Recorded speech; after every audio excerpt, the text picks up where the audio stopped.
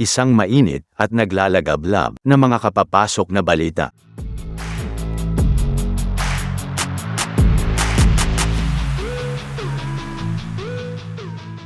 Isang makasaysayang araw ang nakatakdang ganapin sa Martes, ika-24 ng Pebrero taong 2026, dahil dalawang bagong barko ng Philippine Navy ang sabay nakikilalanin sa opisyal na seremonya ng pagkomisyon.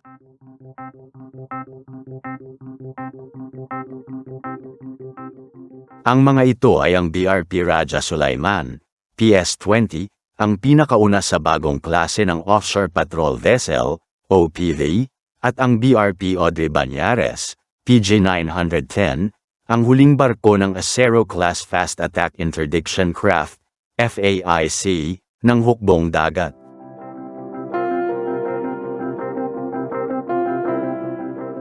Ang BRP Raja Sulaiman, PS-20, ay ipinangalan sa Raja Sulaiman III, ang kilalang pinuno ng Kingdom of Maynila noong huling bahagi ng 1500s.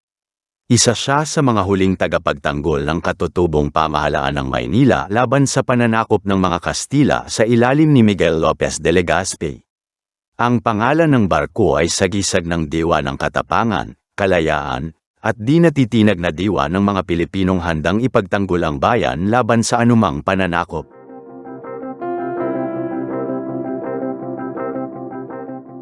Ang Raja Sulaiman Class OPV ay itinayo ng HD Hyundai Heavy Industries mula sa South Korea, gamit ang disenyo ng kanilang HDP-2200 Plus Offshore Patrol Vessel Platform.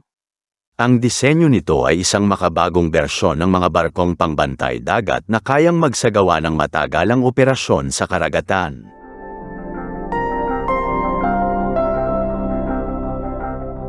May kabuuang haba itong humigit kumulang 74 na metro, at may kakayahang tumagal sa karagatan ng higit sa 21 araw ng tuloy-tuloy.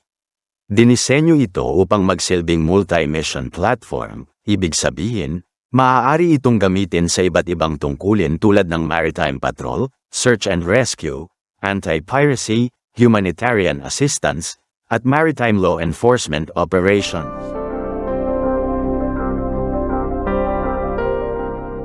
Ang barko ay may helideck para sa AW-109 power o ibang magagaan na helikopter, at nakahanda ring tumanggap ng Unmanned Aerial Vehicles, UAVs, para sa mas epektibong surveillance.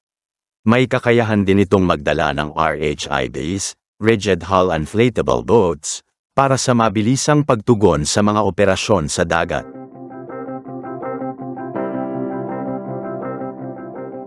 Bukod pa rito, ang Raja Sulaiman Class ay inaasahang magkakaroon ng modernong Combat Management System, CMS, radar suite, at electronic warfare capabilities, na nagpapalakas sa kakayahan ng Philippine Navy na magbantay sa West Philippine Sea at iba pang karagatang sakop ng bansa.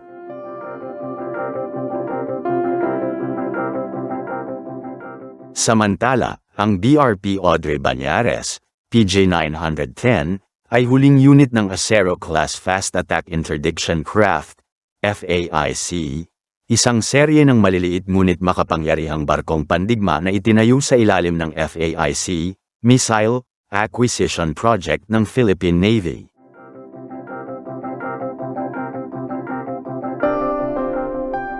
Ang barko ay ipinangalan sa Navy Petty Officer 3rd Class Jose Audrey Banyares, isang tauhan ng Naval Special Operations Group, NGSOG, na nasawi sa tungkulin matapos ang isang engkwentro sa mga armadong elemento ng Moro National Liberation Front sa karagatang sakop ng Zamboanga.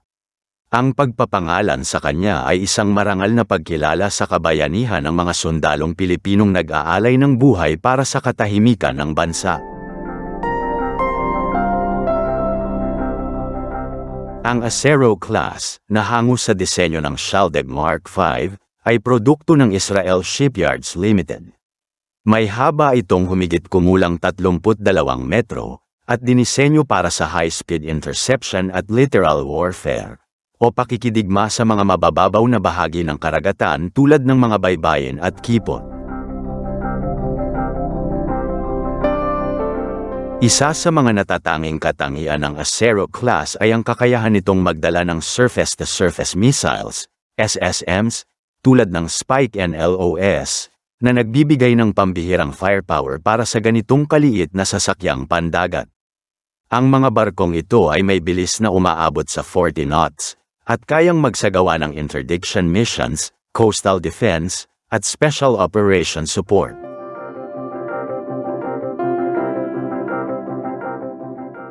Bagamat ang karamihan sa mga barko ng klase ay ginawa sa Israel, ang isa sa mga huling unit kabilang ang BRP Audrey Banyares ay inassemble sa Philippine Navy Naval Shipyard bilang bahagi ng Transfer of Technology Agreement.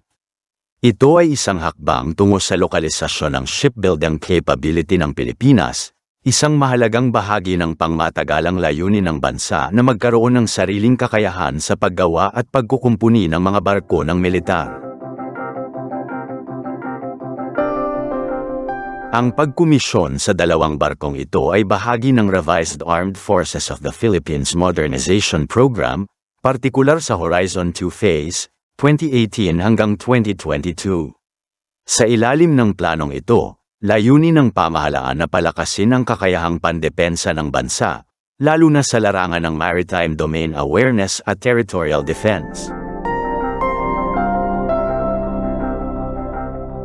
Ang Offshore Patrol Vessel Acquisition Project ay naglalayong palitan ang mga lumang barko tulad ng mga Rizal-class corvettes at Malvar-class corvettes na matagal nang nasa serbisyo pa mula pa noong panahon ng United States Navy.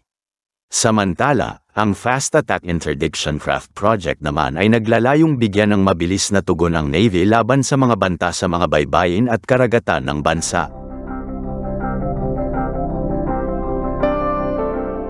Sa kabuuan, ang sabayang pagkomisyon sa BRP Raja Sulaiman, PS-20, at BRP Audrey Banyares, PJ-910, ay hindi lamang simpleng pagdaragdag ng mga bagong barko, kundi isang malalim na simbolo ng pag-unlad at pagbabago ng Philippine Navy.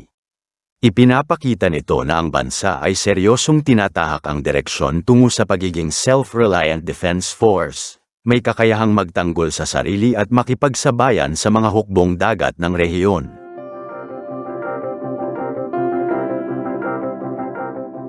Sa gitna ng mga hamon sa karagatan, mula sa usapin ng soberanya sa West Philippine Sea hanggang sa pangangalaga sa yamang dagat at kaligtasan ng mga mamamayan, ang mga bagong barkong ito ay magsisilbing bantay at tagapagtanggol ng ating karagatan, kalayaan, at kinabukasan.